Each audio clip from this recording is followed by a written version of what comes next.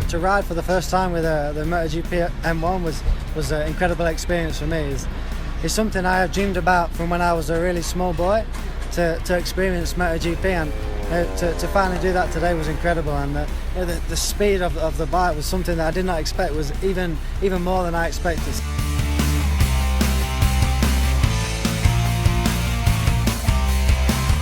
The experience was incredible. It's something I will remember for the rest of my life. One of my first feelings on the M1. So it was a truly great experience, and I enjoyed it a lot.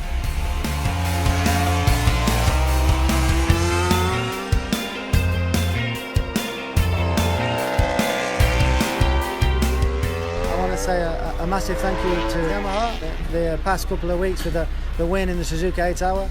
Now you give me the opportunity to realise my dream of riding a MotoGP bike. I'm really happy to use. So it's a fantastic company, and please everyone around the world support Yamaha, because they make my dream come true. Thank you.